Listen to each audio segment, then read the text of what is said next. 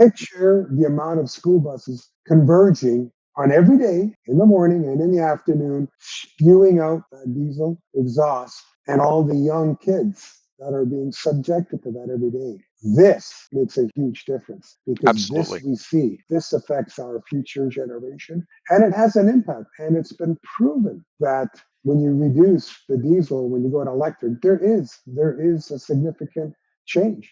Yeah, let me jump in here. I just posted that the EPA has released 1 billion with a B billion dollars in funding for electrifying school buses, and various communities and states are starting to make application to acquire this. Are those bought by a leasing company and then leased on a hourly or whatever it is contract basis, or do the school districts buy them? And does that impact your business in any way? Well, it does because we actually finance the vehicles, we finance the infrastructure, so it has a huge impact. And we deal with generally contractors. The school, authorities or the school departments would then contract carriers, and some are large carriers, some are small. But it's them that provide the vehicles for these school associations, and we're the ones that work with these general contractors. I've seen there's beginning to be a serious push towards utilizing those buses when they're not making that morning and afternoon run to do some vehicle to grid integration. Are you doing anything along that line? 100%. Good point. Excellent point, because that vehicle to grid, or V2G as we shorten it, is really important because they take advantage, and it depends. Some states, some provinces have,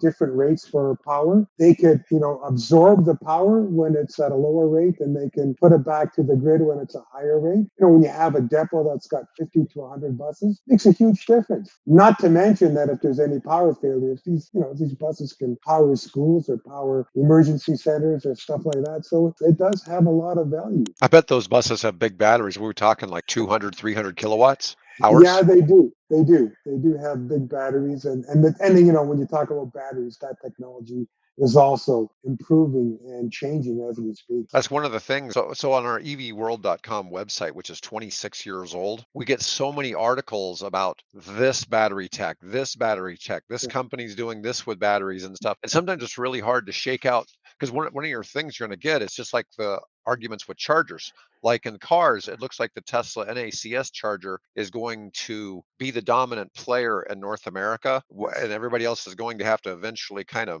gravitate to it probably. But in the battery space, like we recently were talking about sodium ion batteries, and we've talked about some other types of batteries other than just lithium ion and the dependence on lithium. And it's interesting kind of to see, because we keep hearing, oh, Toyota's about to release an EV with 1,000-mile range, and then on the other side we also hear Toyota's getting out of the EV. We keep seeing conflicting news and different things, and it's really hard to see where the market leads are going to be. In the electric school bus space, what have you seen? Which companies have the demand right now? Well, there's a handful of companies that are in the school bus space.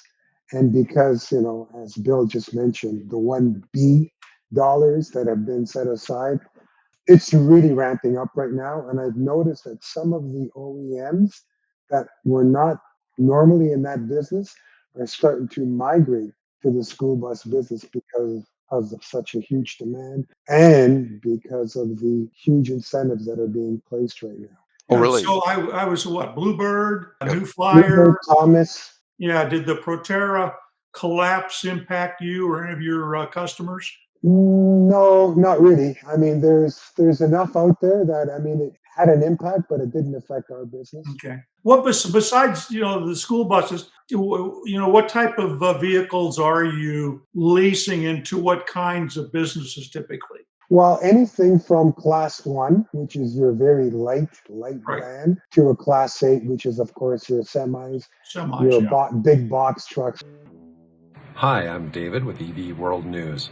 If you like this video, then please press the like button. If you like the content and would like to see more videos on electric vehicles, then please hit the subscribe button. If you have some feedback for us, please let us know in the comments. Have a great day.